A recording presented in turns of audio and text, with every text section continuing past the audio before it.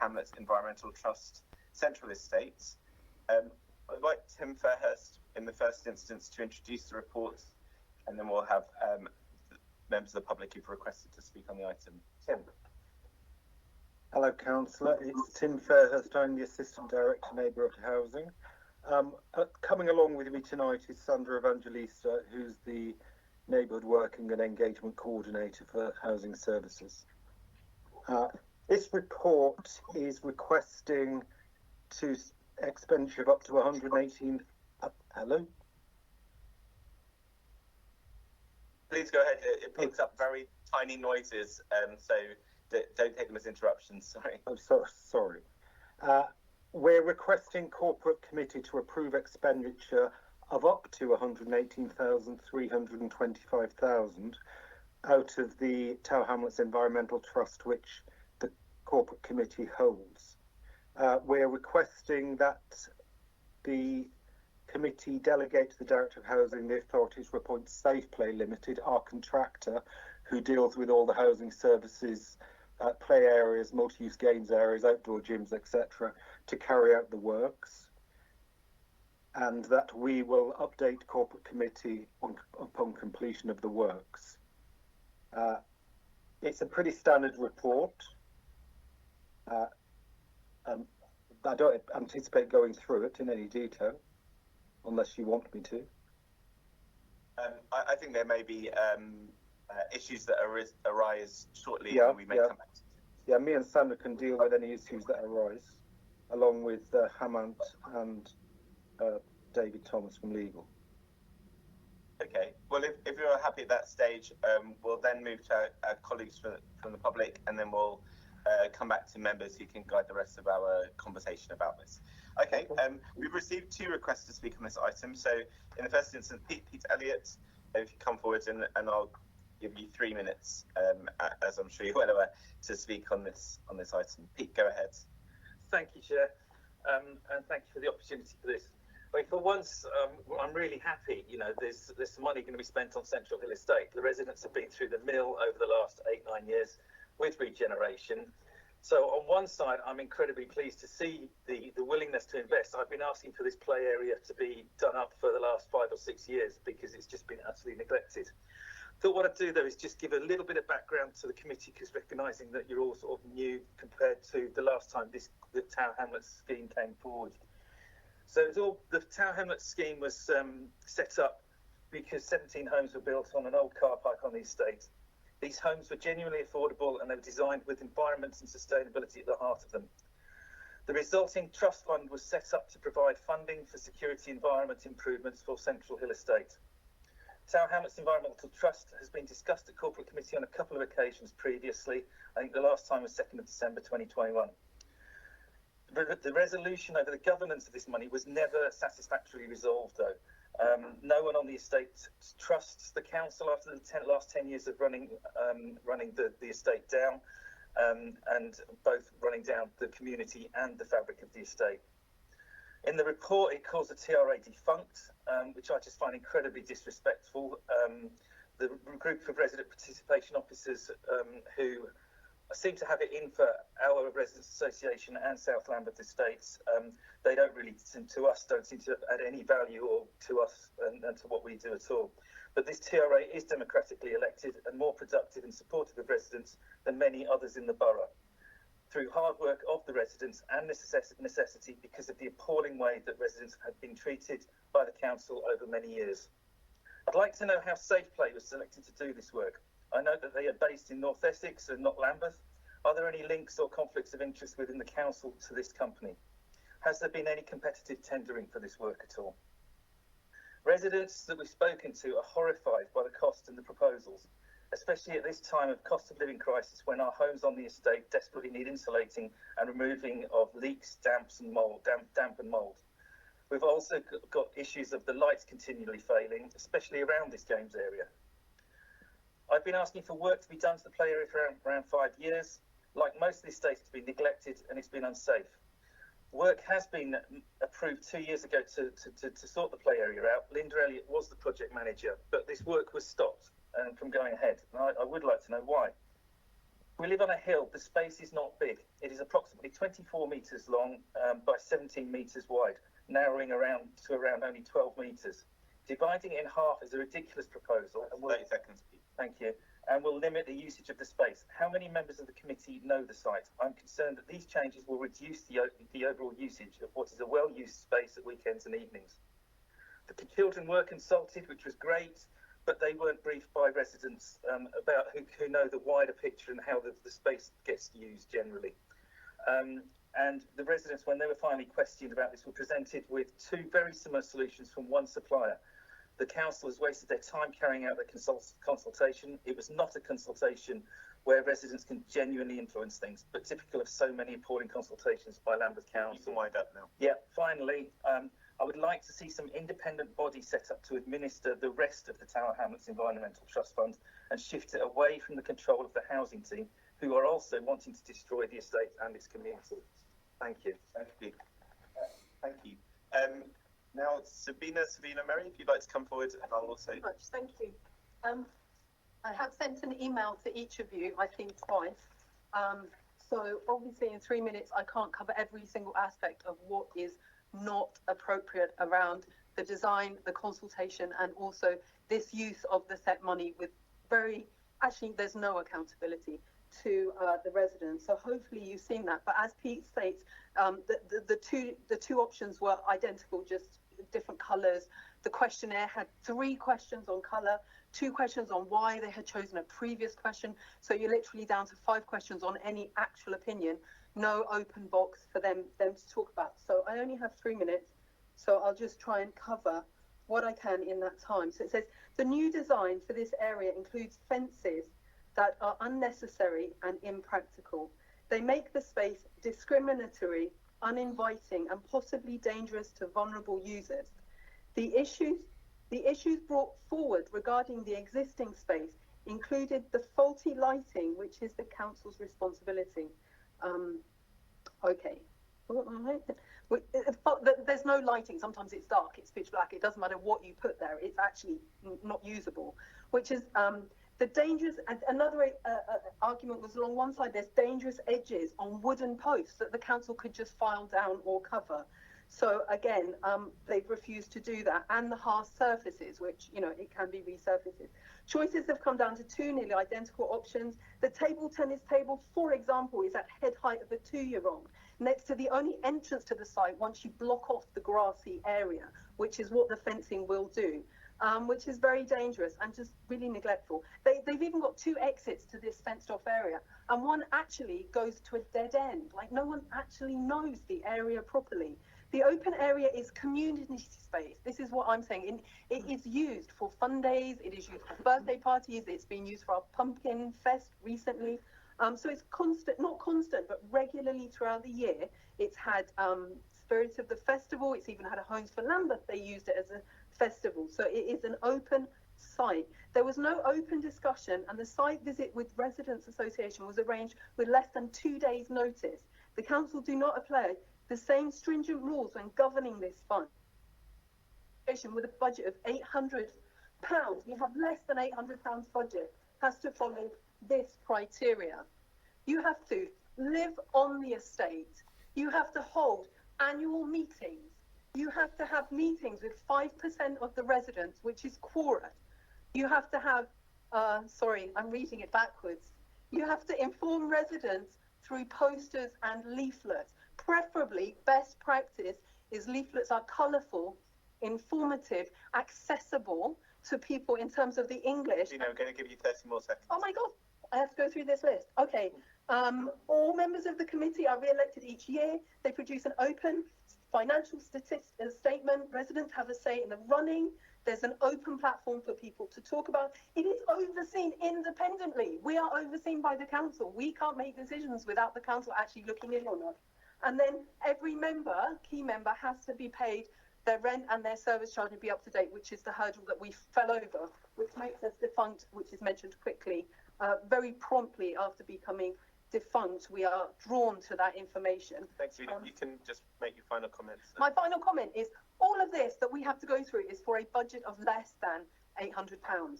Yet, for a budget of £400,000, the council do not one of these.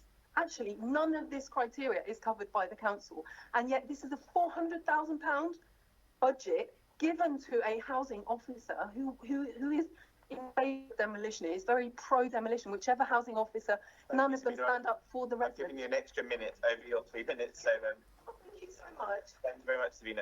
Okay, so I'm going to come back in the first instance to Tim and Sandra, if there are any comments that you wanted to make directly in response. I've just particularly asked you, but only briefly, unless members want to hear more, but just there was a question about the competitive process for choosing safe play, and a note in the report that 2.9, 2.10 and 2.11 address the tendering process. So if you might just very briefly repeat what's there, or give us any extra information that might be useful to us, and anything else that you want to respond to, and then I'll open up to members. I mean, it's all in the report. The safe play went through a tendering process, competitive tendering process against other similar providers. They're a professional outfit. We use them across the borough for all our play areas, multi-use games areas on our estates. They have a good record. They're the ones who designed the proposal. We go with them because they're the professionals. They know what they're designing. They know what they're doing. We do not. We're not the professionals, and neither is Sabine or Peter. Oh my God, how offensive. Okay, thank you. But okay, so go ahead.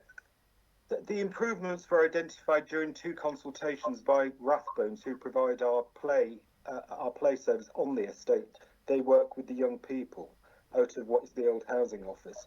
They actually requested everything that has been included in the proposal: the improved surface area, the improved game markings, the new fencing, replacement goal nets and basketball tops. So we're addressing what the residents on the estate want, the youth. Okay. And of our consultation, only 2 people were against it. Out of 91 responses.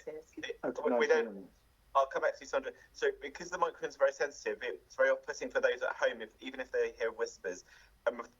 We don't have it's not a conversation in this meeting, so I'm asking the officers to respond, and there won't be further opportunities, I'm afraid, today. But because I'm going to open it to members, I'm going to first ask Sandra to because I know that you indicated, Sandra, I think. You don't have the right to make a point of order, I'm afraid. You don't have a right of order. We understand, but we're not going to focus on these issues. Members will listen and approach things with an open mind. But I want them to guide the conversation and understand what members need to hear to make their informed decision. Sandra, sorry. Hi. The original consultation started with the Rathbone Youth Society contacting the council to say that the young people were very dissatisfied with the play area, and they had a cohort of over 30 children at the time that took part in 2 consultations, and they sent me a report outlining specifically what they wanted, and this includes some of the areas that have been outlined as negative, including the fence and the shape of the MUGA. These are specific requirements from the young people that they outlined. They wanted the fence. It makes it a safe area and it keeps the ball in. It's also part of the British standards as outlined by Safe Play as well. Our Environmental Services Head of Department has also reviewed this to make sure that it meets that criteria. In regards to turning the space around, they specifically said that it's much easier to use as the shape it should be, which is rectangle. We've changed the shape to meet their needs, and this has freed up a slight piece of land, and we've added in extra equipment to give more young people opportunities to keep healthy and safe in that environment. The lighting's been added, which will give the flooding that I think both Sabine and Pete actually agree that is something that they've requested as well. But everything that we have tried to accommodate everything that the young people have asked for. And through this, I feel that the council has gone absolutely above and beyond with the consultation. The council, I understand, commitment is to put their consultation online for 30 days. We did this in line with the council's policies. But on top of that, we had market researchers out door knocking for 2 days. We held 2 in-person consultations, one with young people. We made a night of it. We sent down our officers and made up A1 boards to share information. and we took feedback from the young people, and we also held an in-person consultation for anybody on the estate, and we sent out QR codes, hand-delivered these to all properties, directing people to the online consultation as well. I feel it's an absolutely thorough and robust consultation that we carried out, receiving 91 responses in total, which, as council consultations go, this is a very, very high outcome, and only 2 responders actually said that they weren't in favour of the project. Okay, fantastic. Thank you, Sandra. I'm going to ask just indicate who wants to speak on this overall, and are they coming in? Okay. Okay, I saw Simon first. I've just got quite a simple question. I mean, in the report, it goes and says that you considered the Residents' Association dormant. Why did you consider it dormant if they believe they are still there? Because clearly this, to me, is a little bit around consultation again, which was the challenge we obviously had last meeting with the Rush comment. So what were the reasons why you considered the Residents' Association dormant, so you didn't consult with them directly? Okay. Our resident participation officer has been working with the Tenant Residents Association for some time. They held their AGM in April 22, but unfortunately they weren't able to meet the accreditation process, which meant having a full committee. Our resident participation officer was working with some of the committee members, but they weren't able to prove that the residents lived on the estate or they actually had the commitment to the estate. We have written to the Residents Association committee members on several occasions, and I have tried to support them through this process and asked them about nominating other people as well, but we haven't been able to successfully secure a full committee going forward. Sandra, can you just confirm the word dormant, is that a standard word you use across the, regardless of, if you like, the circumstances? But Sorry. Well, or is it something you're specifically applying here? Sorry. No, it's something, the cut-off date, I think the problem was the paper was written slightly, the paper was submitted some time ago, but we have been working with the Tenant Residents Association to help them become accredited. The cut-off date, all residents, we have to have a robust, firm system for all Tenant Residents Association because this is borough-wide. So we wrote to our residents associations 3 months before the cut-off date, which was the 31st of October, advising them, sending out the pack, the annual pack, advising them of the process, which obviously they have to do every year, and giving them 3 months support to get through this process. Unfortunately, this wasn't completed by the 31st of October, so we wrote to all TRAs that didn't manage this process to tell them that they were no longer accredited. However, some of the committee members sent in some further information, so we extended that period for a select amount of time in hope that we could help them get across the line. But unfortunately, the evidence that we were given still did not allow them to meet the accreditation process.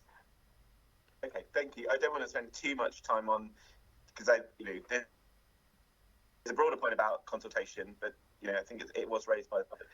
I think Jackie, then Matthew, and then Martin. Sorry. So one question I'm interested. So the 91 people responded to the consultation. Do you have a breakdown of that by age group? So do we know? I mean, obviously it's very good that there's a lot of engagement with the young children, the youth groups who use it, but obviously there's obviously a lot of adults who enjoy that space as well. So is there what's the sort of breakdown by age group? I haven't got that information to hand at the moment, but I can confirm out of the 89, it was a mixture of, there was a lot of young people because the original consultation in person, I think there were 30 young people that participated in it during the in-person one for young people. And then the rest of them would just be a mixture of people, any residents that chose to do it online or anyone that when we knocked on the doors. So it would be a complete mixture of anybody that carried out the online, the door knocking consultation as well, giving everybody in that property an opportunity to answer the questions. Martin. Thank you, Chair, and thank you, Tim and Sandra as well. I've got another question about the consultation. Being a councillor for Streatham St Leonard's that has recently just gone through a consultation process for something that's way more controversial than this playground, the low traffic neighbourhood in Streatham Wells. There's a lot of concern from residents there about the way the consultation was conducted. So it is vital that councils get any type of consultation right. I am intrigued why it only ran from the 2nd of December to the 6th of January, because best practice normally dictates it should be any local authority consultation should be between 6 to 12 weeks to maximise participation. I took the advice. I was actually the consultation department that ran the consultation for us, so I took advice from them. But I understood. I was told that this consultation for this level of what we were doing had to be for the period of 4 weeks, 28 days. However, I chose to extend it by an extra week or so, just because we knew that we wouldn't be picking this up over the Christmas period, so we kept it open for longer. So, as far as I'm aware, we kept it open for longer than what we were advised to do. Jeff? We could talk a long time about consultation and the best way to do it. It's quite a challenging issue now. I think it's more difficult now, but we're a diverse borough and people are much more based and not so inclined to go out engaging face to face, particularly over the winter. And not everybody's digital. If they are digital, they might be able to do something on the phone, but they don't know how to go through those websites. So I think it is challenging, and I thank Sandra for doing face-to-face work, because I think particularly in this instance where it's a play area, the face-to-face is a really good way of doing it. In this situation, I've talked to the local councillors who say they are happy with the way the consultation took place and they're happy in proceeding. But the other thing I just wanted to say is that this committee, we are the trustees. We are the only trustees of this money. And so I welcome the report, Tim, that you want to send us back. Hopefully when it's finished. Can you give us some indication when these works will be finished? Will they be ready for the spring, summer, autumn? What time scale are you working to? Shall I? Go ahead, Sandra. Yes. Yeah. We hope, if everything goes through as planned, we hope to get the playground up and works to start imminently. We do realise that Safe Play, who is our contractor, is working on a similar project to Angel Town. So obviously we will have to work out, and hopefully they can run side by side. But we would definitely like to be launching this, ideally around Easter, April time. That sounds a good time to open something like that. Hopefully it'll be sunny.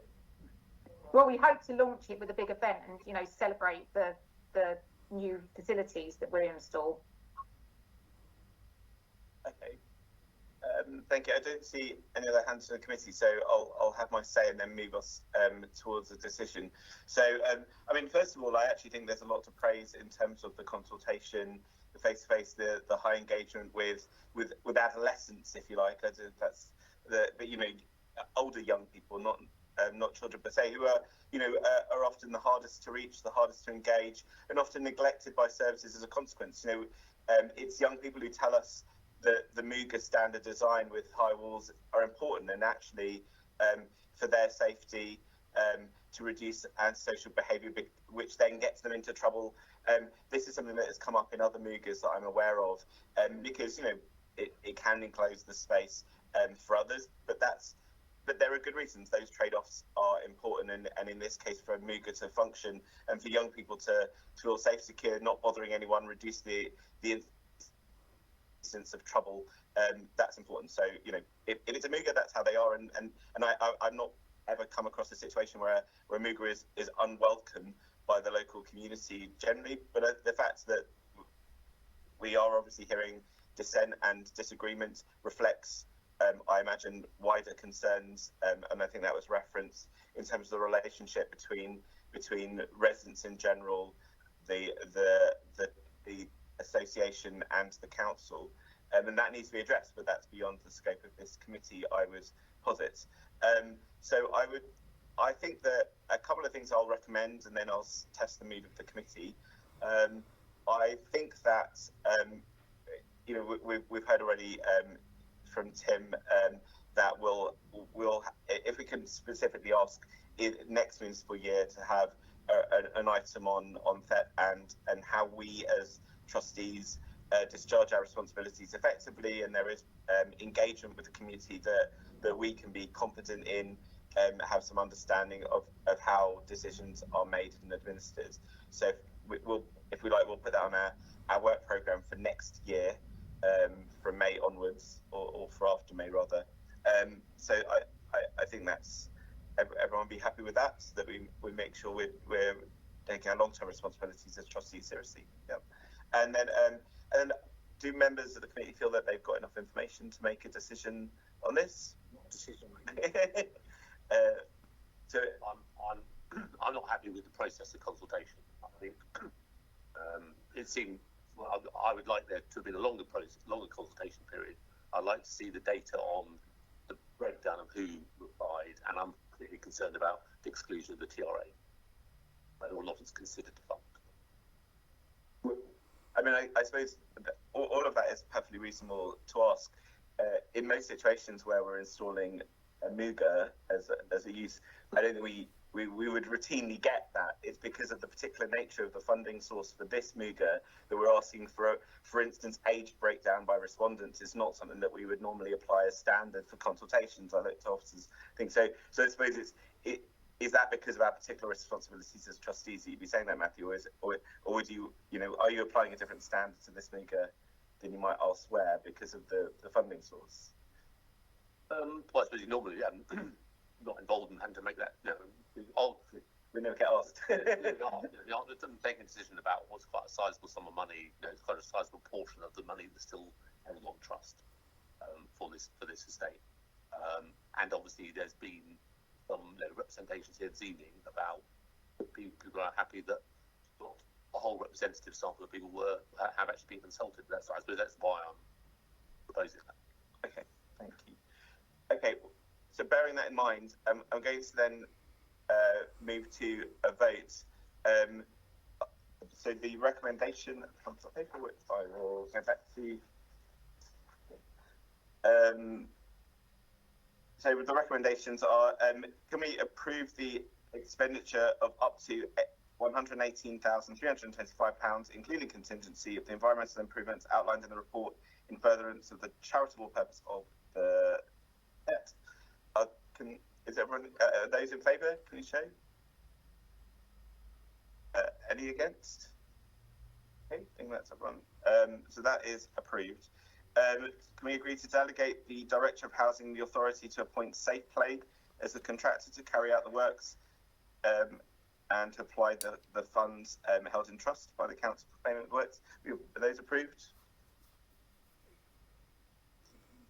I wanted to be clear. Can you show those in favour? Any against? Abstaining. And to require the Director of Housing to account to the Corporate Committee for the expenditure upon completion of the works. Is that approved? Hopefully we all approve that one. Okay. And as I say, we'll be asking the Trust to come as an item on our future forward plan to address those wider issues about engagement, consultation and proper administration. Okay, thank you. Right, so then we're moving to agenda item